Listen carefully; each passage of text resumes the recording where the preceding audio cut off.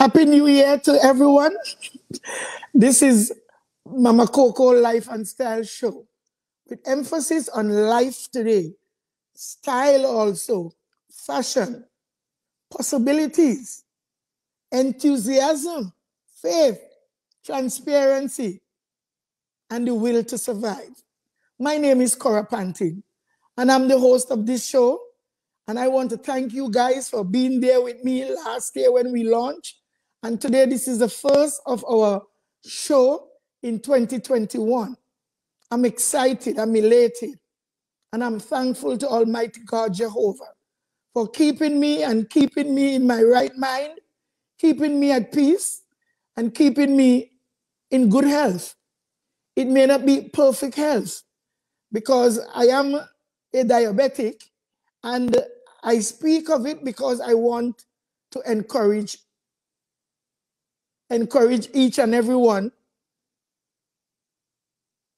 to know that diabetes is not a death sentence, but we can live with it, we can treat ourselves, we can be guided by a physician, we can be guided by our own heart sometimes, our own heart, to know that we have it, we have to live, and we have to believe in ourselves and remember that whatever we do, it can either promote our life or it can bring the end to our life.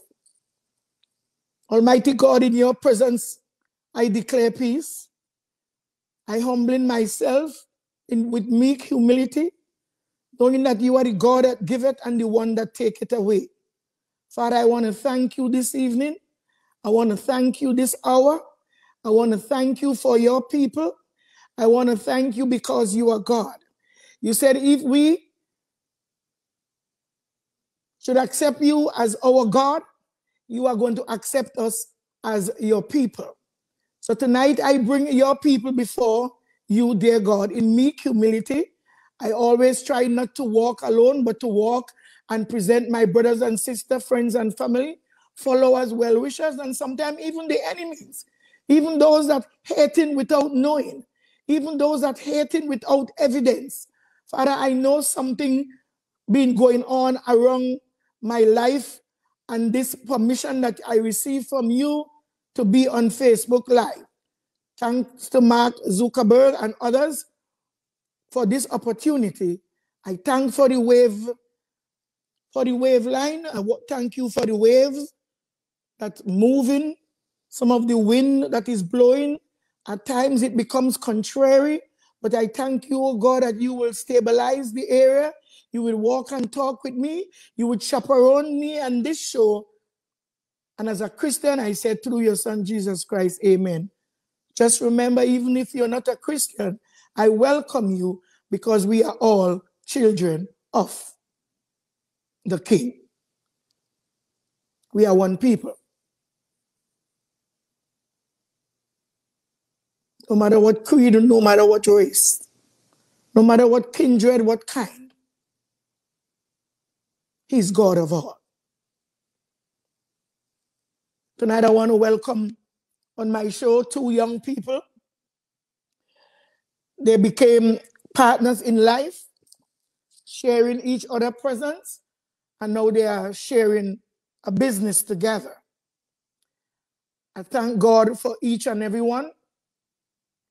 And as I welcome Crystal Smith and her partner,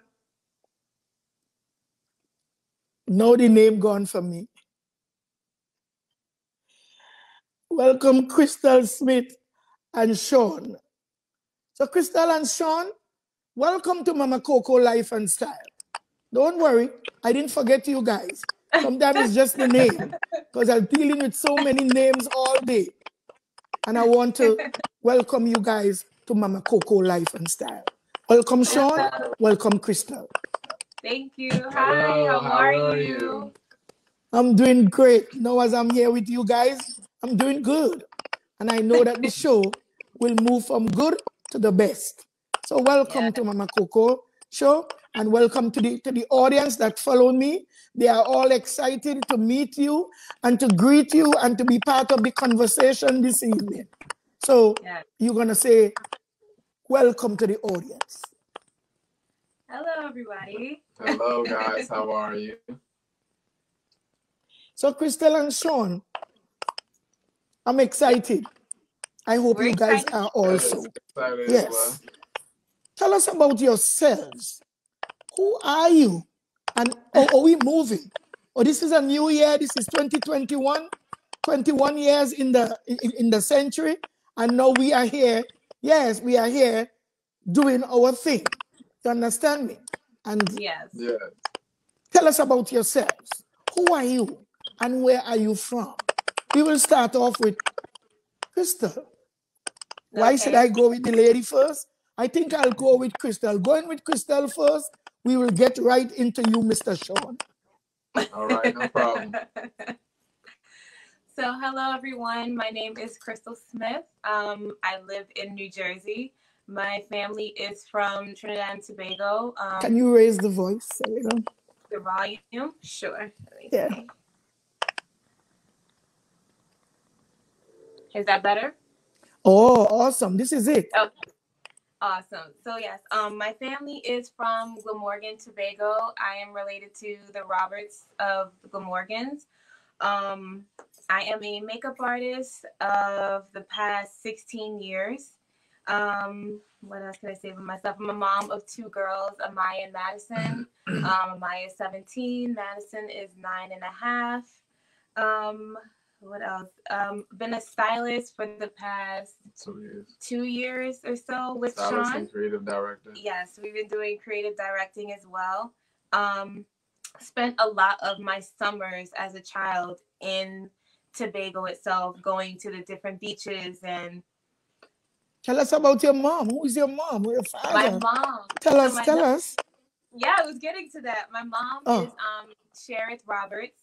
Again, my family is the Roberts family in Glamorgan. My grandfather was David Roberts. My grandmother was Beryl Roberts, or her maiden name was Modeste. I spent so many summers there at my grandparents' home, and I was inspired with makeup and styling, really, because both of my grandparents, in their early lives, my grandmother was a seamstress and my grandfather was a tailor. And I remember my grandmother making so many different dresses for family members, for clients, and for me and my brother. Well, made clothes for him as well, growing up. So a lot of my inspiration comes from them, and also comes from Glamorgan itself, the different colors, the food, the people, the vibrancy of Tobago. There's so much of it. And I feel very proud to be able to incorporate those things and bring them to the forefront in the United States. Obviously, we know Caribbean culture has gotten very huge here now. A lot of people are learning about who we are and our style and African culture, and they're immersing themselves in it. And I'm just glad to be able to bring that in as well and represent the island the way it should be represented. Right. So you are telling me now that by calling your grandparents' name and the environment of Glamorgan, you grew up an Adventist? Did you? Yes, I did. Grew up in Adventist. The entire family, everyone is Adventist. The church that's right there in Glamorgan, the school is named after my great uncle, John Roberts. I used to actually go to the schools for a little while when my brother and I would come down to Tobago in the summers. School would be out here Friday, we'll be on a plane Sunday. And since school was in session down there still, we would go to school for another 2-3 weeks with our cousins until school ended. But we would do things like Pathfinders. We'll go to vacation Bible school. I used to sing while I was there. So sometimes I would do special music as well during church service for Sabbath. So yeah, my family is complete, fully Adventist. So what tone you used to sing in? Soprano. Soprano? So if I ask you for a song before we go, you could bring something? Maybe. So we don't want to move away from our question, but a lot of people there from Glamorgan. I have a lot of your family on this live here. So you are relatives. So you are relatives of the Modest and the Dukes. They're in Glamorgan also. Yes, the Walcotts in Glamorgan. Yep, relatives of the Dukes, the Walcotts, the Roberts, the Toppins, the Grandersons, some of the Murrays. There's a number of names, and some of them there is someone calling you cousin here, Carol Walcott. Yes, that's my cousin, Carol Walcott. Because they're carrying Walcott for their father, but their mother is Duke. Yes. Exactly. Auntie Ruby. She's Auntie Ruby. That's right. Right. So she and my grandfather are first cousins. Yep. So welcome, the Morgan girl on Mama Coco Life and Style. It's a pleasure to have you. Welcome, people. Yeah, your people. So you excited about the beaches there in Glamorgan and everything? Yes. And the Cocos. Yes. You used to eat cocoa when you're small? Yes, there was a cocoa tree right in my grandfather's yard. There was a guava tree. The mango trees are still there. So, I eat everything. Plumsite, chenet, plum. I love plum chow. Oh yeah, I love all the food. Give it all to me. Yes. So you only a New Jersey girl, but your heart and your your memory is of Glamorgan, Tobago. Yes. So before we ask that handsome gentleman that's sitting so tight next to your shoulder, his name is Sean, my people. And she will tell you how she met Sean and how Sean come to be sitting next to her shoulder so tight. And then Sean will tell us about himself, because she's not going to speak for Sean. Sean has his own life, his own personality. And when you get to know who is Sean, you will love Sean. But just remember, he belongs to Crystal.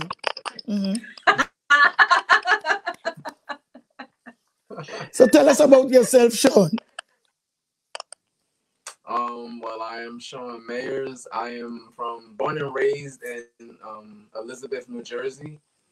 I'm 33 years old. I am a fashion stylist and a menswear enthusiast. I've been a fashion stylist for since 2015. So I say about 5 years. So I've been doing my whole menswear blog and fashion styling for about 5 years now. Yeah, pretty much I'm a man's man, you know. I breed myself on being a gentleman. I love just everything about gentlemen's wear, vintage clothing. Everything I have on right now is pretty much vintage. Vintage vest, vintage tie. So that's pretty much just the things I'm into. So Sean, you are from New Jersey, and yes, ma'am. And you met this beautiful woman here in New Jersey or New York? No, New Jersey. So we ain't not going to that yet. We have another question. We have another question here. So, ladies and gentlemen, I want to introduce Sean to you guys. Sean is a fashionista. Sean believes in fashion, and he also believes in fitness and wellness.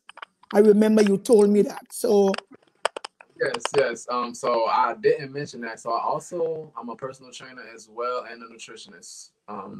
I believe in healthy eating. I am also vegan myself. Been vegan going on about 2 years now. Pretty much work out 5 days a week, and I'll also train clients as well. So you're a vegan, right? I am going to be using that word a lot this year when I'm promoting my food. Yes, when I'm cooking my foods and stuff like that, because I am telling some people here right now that being vegan, it's not easy. No. It's a very tough life to really start and to upkeep, especially when you grow up eating a lot of meat. Right. And it's not something that you can end cold turkey. It takes time. No. And for Crystal, yes.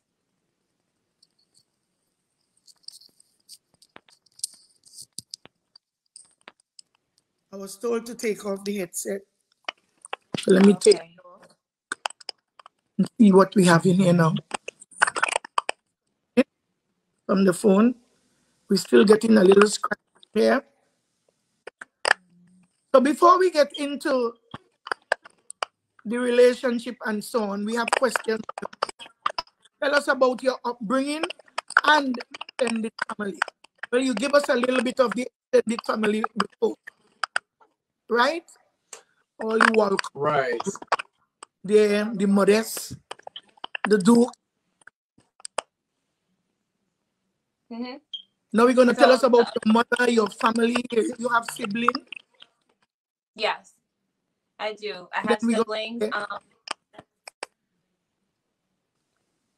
You were breaking up just a little bit. I do have a sibling. My brother's name is Hugh Jr. He's 2 years older than me. We both were born in the 80s. He was born in 1980. I was born in 1982. Like I said, my mom is Sherith Robert Smith. She migrated to the States in the late 70s, if I'm not mistaken, and migrated to New York. That's where she met my dad. And then, of course, they got married and everything. My grandmother migrated to the States before everybody did. And some family members stayed in Tobago, and like some of my aunts and uncles, and obviously my mom migrated to the States. My grandfather stayed in Tobago, but everybody would travel back and forth to see each other, which was great. I got to kind of live in the best of both worlds. We living in the States here, you know, and the hustle and bustle of all of it. But then it was nice to be able to come home to Tobago and have like that peaceful life. Being able to see all my cousins, yes, like my cousin Monique, my cousin Fern, like I have so much. Spriggy, oh my God, there's so many cousins that I have. And it was great to be able to go home and see everybody and just kind of be kids and grow up the way my parents did. Usually grandparents aren't as strict on their grandkids as they are on their own children. So I got to probably do a ton of things that my mom and her siblings couldn't do growing up, but I wouldn't trade any of it in for the world at all. I love being able to go home. Sad that we couldn't go home last year to visit, obviously, because of COVID, not being able to see everybody, but I did go the year before last, and every time I go, it's like the same. It's like the first time, every time. Nothing ever changes, and I always get sad when I leave, and I want to go back. You want to go back? All of us always want to go back. We can't wait to get this thing over with, or and give us the opportunity to get back there. I'm gonna ask you. You said you learn a lot of stuff, but I'll come back to you. But I'll ask you this, where you will give me an answer. Did you learn to cook like the people of Tobago? Did you learn anything from your? Yes. Oh yes, that was a big thing. Oh, yeah, she can cook. He could vouch for that. I definitely learned to cook. I'm vegan as well now, but obviously I grew up on curry and stew. The only thing I have to learn is how to make cuckoo. Once I get that down packed, it's a wrap. I think I'm golden from there. But yeah, my family members taught me how to cook. My grandfather taught me how to bake. He always used to make guava tarts and jam and so many different things. He would make pone and oh my gosh, I'm drawing a blank. There was a lot of food, but I did. My grandmother taught me how to bake bread. So yes, definitely learned how to cook. So you learn to do things Tobago way. Yes. Now let us get into Sean. Sean, tell us your upbringing and family. And tell them that you can cook also. Let's go. Okay, so I'm from the States. My mother's side of the family is from South Carolina, and my father's side of the family is from Florida. I was born and raised in Elizabeth, New Jersey, and I would say like we're pretty like Southern. We have some Southern ways, Southern tendencies, but majority of my family was raised up in Elizabeth, New Jersey. So like we're city folk, but we have some Southern tendencies. Can I cook? Yeah, I can cook for like vegans. I Yes, can why cook not? for That's vegans. cooking. Vegan food Yeah, make so money. yeah. Vegan food making money here in Los Angeles. You Yep, see? yep. What? So They making so much money. right. I believe I can cook. I think I can throw down. She'll let you know. He could cook. So you I grow was up. about to say. So you grow up with siblings, grow with your mom. Tell us about growing up in the Right. family. So I grew up with just my mom. I never lived with my father, so I always lived with my mom. But me and my father always had a tight relationship. So pretty much grew up as with a single mom. And it was pretty good. Life was good. I never had any complaints. A lot of people say I'm spoiled. I don't believe so, but I grew up pretty decent. Everything was good.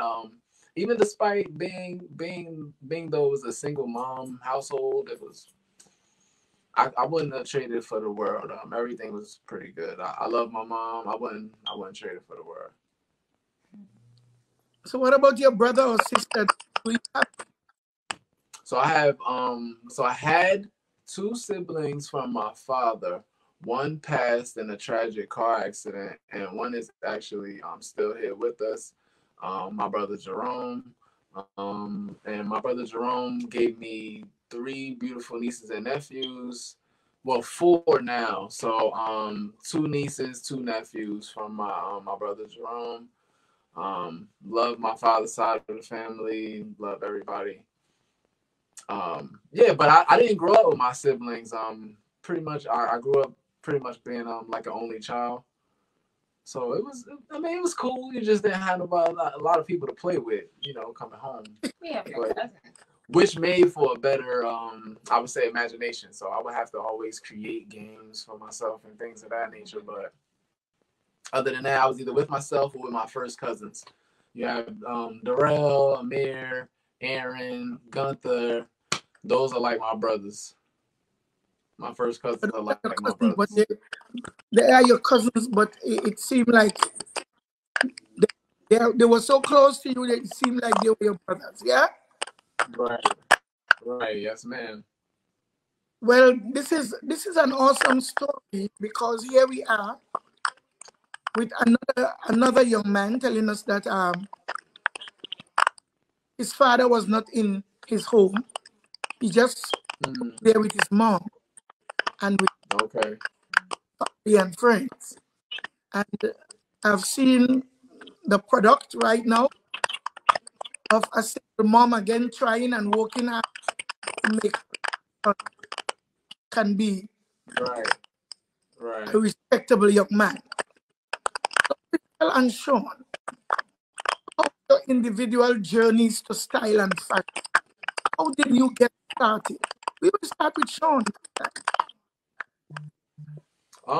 So pretty much, I always wanted to be a fashion stylist.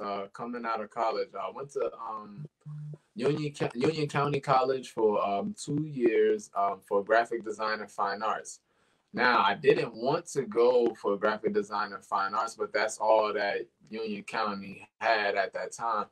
I wanted to go to FIT, but FIT was pretty expensive at the time. Didn't quite have the funds for FIT, so I did what I had to do to make it. I started my blog around 2015, and I pretty much started doing everything I wanted to do on my own without any school backing. Because, like I said, I didn't go to FIT, so I had to, get it how I live. So I pretty much started my own fashion styling business, around 2015, and things are going pretty good now. So I'm doing everything that I wanted to do with my life, just with no school backing. Started everything on my own, and here we are today with a styling business and a successful women's vintage boutique.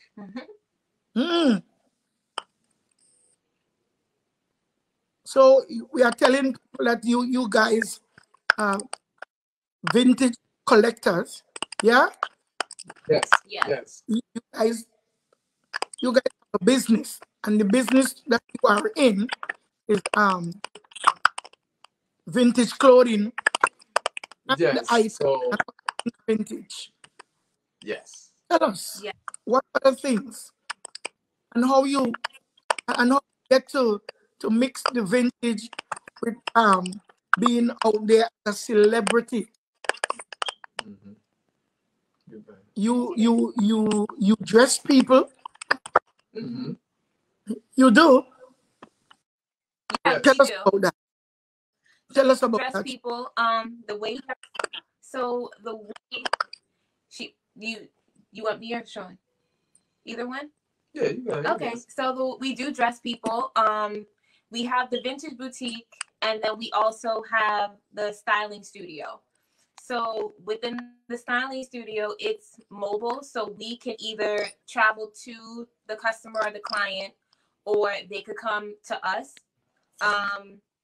We create vision boards and mood boards for the shoots that we do. We also do have celebrity clients that we dress, whether it's for music videos, if it's for red carpets, award shows, interviews that they might have. We also style them again for different shoots that we may do. Sometimes the look calls for vintage. Sometimes it might call for something more modern. Right, a bit more modern. And that area gets kind of fun because we can kind of mix it too. Yeah. We can take something old and remix it and make it into something new, and you would never be any of the wiser of it. Right. It'll be a completely different aesthetic that you've seen before. So we mixed the old with the new, and we try to create something completely different that people haven't seen before. Like, for instance, this dress I'm wearing right now, this is from our vintage store. So this is a 1980s dress. The print is very modern right now because everyone's in floral. Floral is coming back heavy. The 80s is coming back heavily for the season right now, or the trends that we should say. Right. The dress has slight shoulder pads in it. It's kind of ruffled a little bit here. It drops a bit. I'll try and stand up. It drops a bit here by the waist. It's pretty long, but it stops right underneath the knee and kind of bellows out a little bit. It's really, really cute. And you would never know that this dress came from, right, you would never know that it was vintage. Somebody would think that, oh, they probably bought it at Zara or Nordstrom's or somewhere. And yeah, we just kind of make everything, like we said, into something new. Wow. You know, we asked the question about your sense of style, you understand me? And we're going to ask you now, what inspires your sense of style and fashion? Because then I live in New York City, and I used to go by these gift shops and Salvation Army and all these places and shop. Yeah. Buy clothes for myself. I love to go to those places. You can go to those places and find so many different things. I used to go there just to buy white tops. I used to like to go to buy white tops. Because when you go there and you see some tops from years past that people go in and pay how much dollars for right now in the stores, especially from Macy's. I used to go there and look as trendy and as fashionable and as chic. But it's on a budget. Yep. Right. That's how you got on the budget. Yeah. That's exactly how you do it. By great genes. Yep. Right. So that's kind of what I predicated my blog off of starting off. So like I wanted to teach men how to dress sharp or gentleman-like, but on a budget. So like my outfits will be under $100, but it'll look different, you know. So I would try to help men dress, but on a budget. Hey. Right.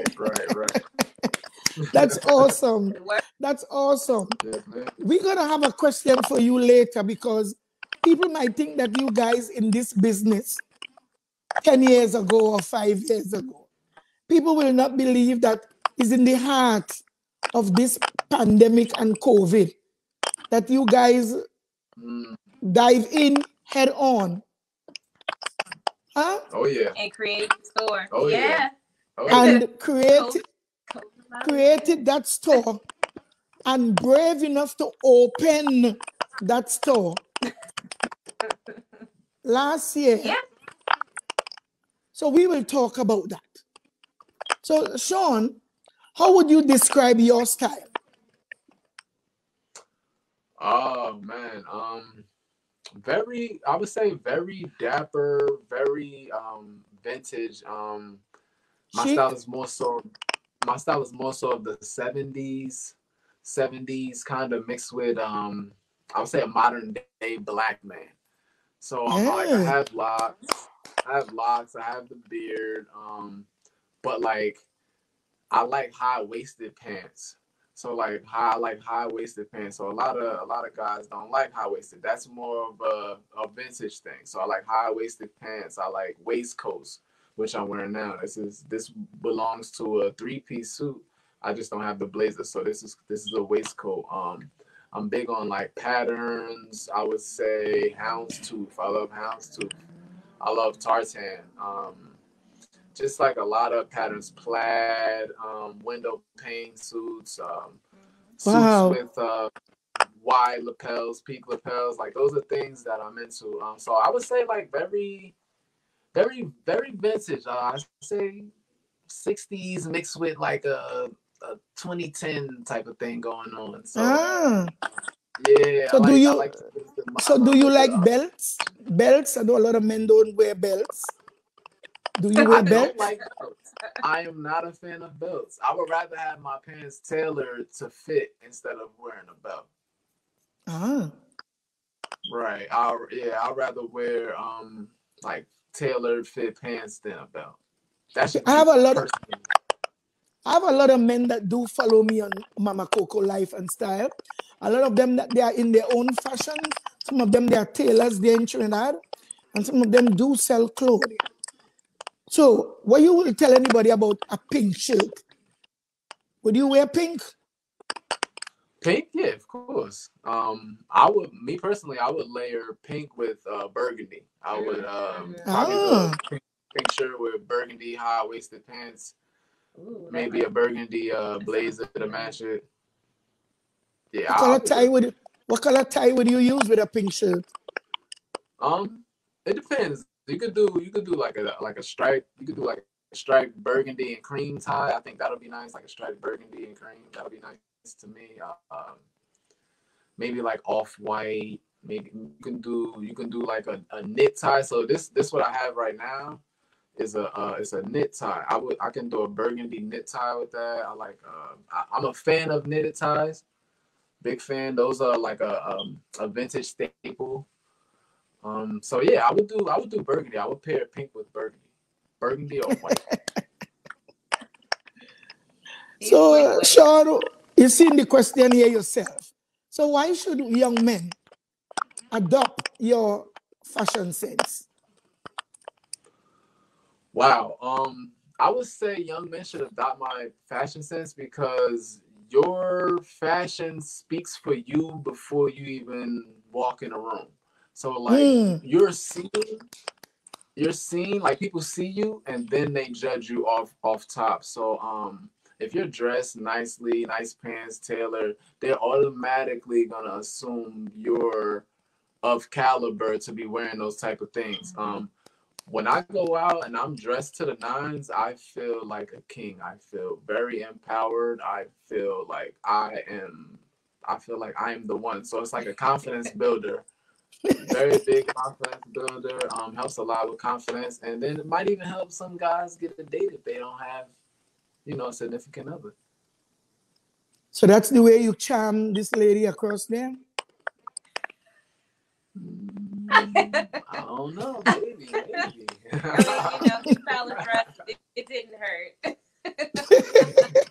Ooh, wow, I love that. Tell them that again. Tell them that again. I love that. And walk the part. He does. So do you go and get manicure and pedicure, Sean? Do you? You are here to help. I do it myself. Oh, really? Yeah. Nice buffing and stuff. Everything myself. So I do my beard myself. I do my hair myself. My manicures and pedicures myself. Self-care, for real self-care. So you recommend self-care? Yeah, of course. For men, yes. Absolutely. Well, Yes, we have a lot more questions here for you guys. I don't know if my brother is back yet, Joel, so he can come in at 45 minutes to give us 2 rendition, and then we have to speak about Crystal. Crystal, you are your own fashionista. You used to work with a very popular and expensive cosmetic company. So you would tell us about that and tell us about. Okay. There's a question that I'm trying to read while I'm talking, but then before that question, you could just give us a rundown on how you started and when you started. And this is not the first business that you are into, that you used to work with. Tell us the makeup company that you spend how many years with working? So I started in the business about 2004. I was actually working for a marketing agency at that time, and I would just kind of play around with makeup from high school. And I actually got asked by one of the account executives who did my makeup, and I told them that it was me. And they asked me to kind of give them tips and tricks on what they should do. And then she hired me to do the makeup for her daughter's prom. And she told me that I should really kind of take heed because I had a gift and, see what I can do with that. So I decided to go back to school for skincare to become a licensed esthetician. I know skincare and makeup go hand in hand, and a lot of people don't realize, they feel that they need to just kind of pile it on to make themselves look nice and smooth, when in reality, it's all about what you're doing underneath that on the inside to keep your skin healthy. And then adding on to that kind of just brings everything all together. I went and did an interview for MAC Cosmetics, and I got hired with them in 2009. Did a lot of training, did a lot of different things with them, worked with them for about 4 years. And then I worked with Chanel for about 2 years. And then I started to freelance on my own. I had clients that I would do makeup for. I would go on set. I would work Fashion Week backstage. And then I started to work for NARS Cosmetics as a key holder, which is also a management position in one of their boutiques in Jersey. And again, there was so much training, so much inspiration that I was able to draw from these different companies, and it helped to bring out my creativity. And then I decided to finally go on my own full time and just do what I love, because there are restraints when you're working with in the retail portion of cosmetics. There's so much you can and you can't do. So I decided to finally leave that and go full-time being a makeup artist. Again, was still doing, I finally got printed when I ended up leaving those companies. I became a printed makeup artist in a couple of magazines. And then from there, the styling came in. Didn't think about merging the two together. I didn't think that the two would actually work, and never thought that my fashion sense would go hand in hand with that. But it did, and it's working out beautifully. Like I can't ask for anything else. I get to do what I love. Yes. All day long, whenever I want, and it doesn't feel like work. That's the most important thing. And being able to know that something that was kind of like a hobby or fun became a career. And as a kid, I didn't know that you could do that as a career at all. I thought you had to be in an office, behind a desk, or, you know, those things. I never thought that dressing people or putting makeup on someone's face would make such a difference, but it does. It makes them feel beautiful. It makes them feel important. And being able to, it makes me feel great. I love to do it because I get to see the transformation of the person before and after. But it's not just that physical transformation, it's an emotional transformation for the customer as well, to see their expression and their reaction to it. It's exciting. You get to, it's almost like watching a flower bloom, or looking at a butterfly coming out of its cocoon. Yes, it's great. I love every inch of it. I love all aspects of it. So we have a question here for you too. Let me roll it up. We can't get back for the well. He just send me and say he's getting problem, real bad internet problem. What's going on at Tobago? So we have a question here for you. Okay. So you are COVID trailblazer. How did you know that this was the right time to launch your business? We will go with Sean. I didn't quite hear you. You was breaking up a little bit. You said, when did I know it was the right time to start the business? Yes. No. So what were we doing when we decided to start? So like to start the store? Yeah, so I think COVID had hit, and we had been planning to start it.